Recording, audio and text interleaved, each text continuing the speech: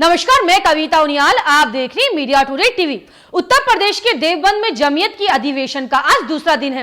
आज की मीटिंग में कई अहम प्रस्ताव पास हुए। इसमें सबसे बड़ा प्रस्ताव कॉमन सिविल कोड को लेकर पास किया गया।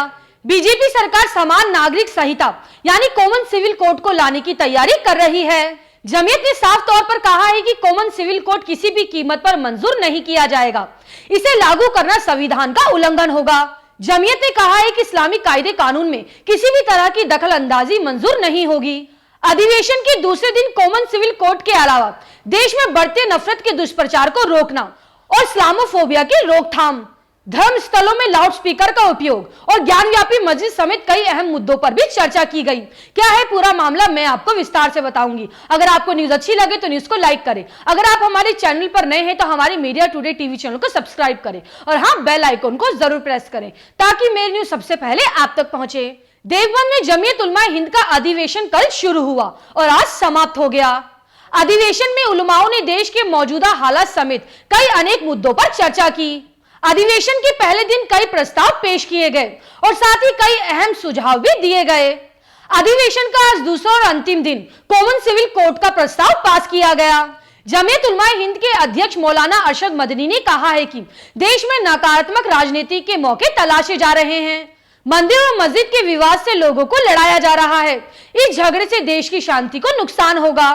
उन्होंने कहा है कि सब कुछ साथ लेकर ही राष्ट्र का निर्माण होगा। मदनी ने कहा है कि मुसलमान इस देश के लिए गैर नहीं हैं, जो मुल्क के लिए जान लगाने को तैयार हैं। आज हमारे वजूद पर सवाल खड़ा हो गया है। लोग हमें पाकिस्तान जाने को कहते हैं। ये मुल्क हमारा है। मजहब अलग जरूर है लेकिन मुल्क एक है। ये हमारा मुल्क है और हम कहीं नहीं जाएंगे। जिसको शौक है वो चला जाए। मौलाना मदनी ने कॉमन सिविल कोड को मंजूर करने से साफ इनकार कर दिया है। उन्होंने कहा है कि गैर संविधानी है। इससे एक दिन पहले शनिवार को जलसे के पहले दिन जमीयत उलमाए हिंद के अध्यक्ष महमूद मदनी देश में चल रहे विवाद पर भावुक हो गए थे। उन्होंने इसे देश के लोगों को बांटने वाला करार दिया है। मदनी ने भावुक होकर कहा कि हमें हमारे देश में अजनबी बना दिया गया है। हम हर जुल्म सह लेंगे लेकिन वतन पर आंच नहीं आने देंगे। देवबंद में देश में चल रहे विवादों, खासकर ज्ञानव्यापी मस्जिद का विवाद और मथुरा की शाही ईदगाह मस्जिद विवाद को लेकर भी बैठक में कई अहम बातें कही गई। जमीयत के अधिवेशन में 25 राज्यों में से तकरीबन 2000 से अधिक पदाधिकारियों ने शिरकत की, जिसमें असम, त्रिपुरा, मणिपुर, महाराष्ट्र, पश्चिम बंगाल, झारखंड, तमिलनाडु, गुजरात और राजस्थान समेत कई अन्य राज्यों से जमीयत से जुड़े पदाधिकारी व सदस्य शामिल हुए। अगर जमीयत उलमा का ये फैसला है कि हम पैगाम्बर हैं अमन के, पीस के, शांति के, अगर जमीयत उलमा का ये फैसला है कि हम जुल्म को बर्दाश्त कर लेंगे, अगर जमीयत उलमा का ये फैसला है कि हम दुखों को सह लेंगे लेकिन अपने मुल्क पर आंच नहीं आने देंगे, तो ये फैसला कमजोरी की वजह से नहीं है बल्कि जमीयत उलमा की ताकत की वजह से। और ये ताकत हमें कुरान ने दी, जनाब रसूलुल्लाह सल्लल्लाहु अलैहि वसल्लम के तरीके ने दी। हम हर चीज पे समझौता कर सकते हैं, अपने ईमान पे समझौता नहीं कर सकते। हमारा ईमान हमको ये बताता है, ये सिखाता है। हमारा ईमान हमको उस रास्ते पे ले जाता है कि हमें मायूस नहीं होना है। ये हमारा ईमान सिखाता है। वो चाहते क्या है, उनका एक्शन प्लान क्या है, समझ लीजिए अच्छी तरह से। मैं बार बार इस बात को 10 साल से कह रहा हूँ, गोशगुजार कर रहा हूँ, खुसूसन अपनी जमात के साथियों से। इस मुल्क में बसने वाले लोगों में अक्सरियत उन लोगों के लिए ही है जो नफरत के पुजारी हैं, जो नफरत के खिलाड़ी हैं। उनकी अक्सरियत नहीं है। पहले तो वो बहुत छोटी अकलियत थे, आज वो जरा ज्यादा नजर आ रहे हैं, विजिबल हो गए। और अगर हमने उन्हीं के लबो लहजे में जवाब देना शुरू किया तो वो अपने मकसद में कामयाब हो जाएगी। मुल्क की खामोश अक्सरियत, बस ये बदकिस्मती है कि वो अक्सरियत खामोश है। मुल्क की खामोश अक्सरियत, साइलेंट मेजॉरिटी, आज भी इस बात को अच्छी तरह समझती है कि नफरत के बाजार में, नफरत का बाजार सजाने वाले, नफरतों की दुकान खोलने वाले लोग मुल्क दुश्मन और गद्दार हैं। वो मुल्क दुश्मनों के एजेंट हैं और नफरत का जवाब कभी नफरत से नहीं हो सकता। याद रखिएगा, आग को आग से नहीं बुझाया जा सकता।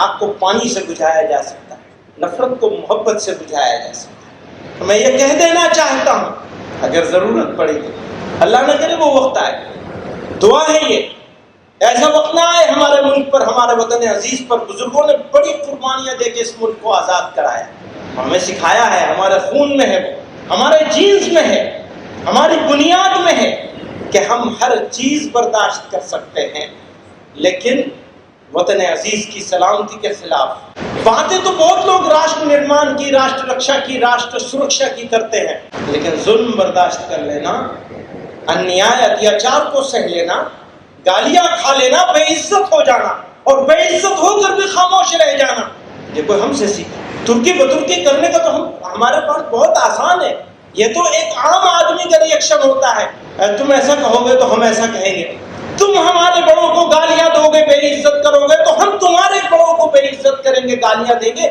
ये हर आदमी कर सकता है, लेकिन मुसलमान नहीं कर सकता।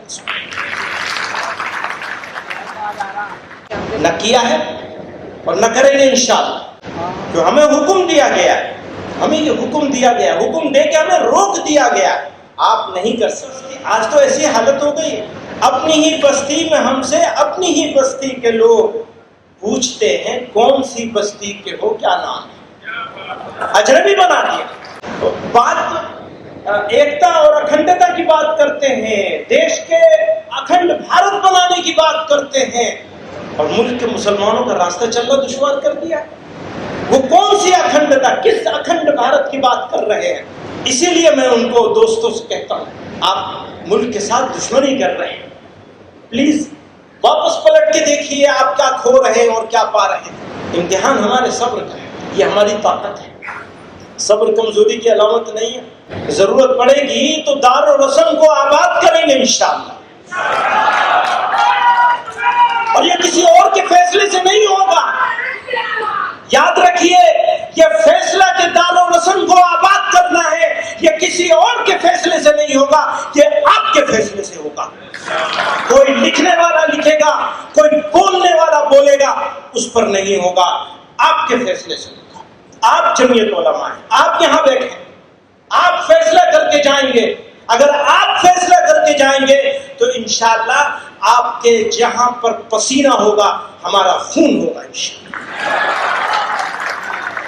जिसने घर के लिए कुर्बानी दी होती है, जिसने किसी चीज को हासिल करने के लिए कुर्बानी दी होती है, त्याग किया होता है, बलिदान दिया होता है, उसको उस घर की, उस सामान की ज्यादा फिक्र होगी या उनकी होगी जिन्होंने माफिया मांगी होती हैं, जिसने कुर्बानियां दी।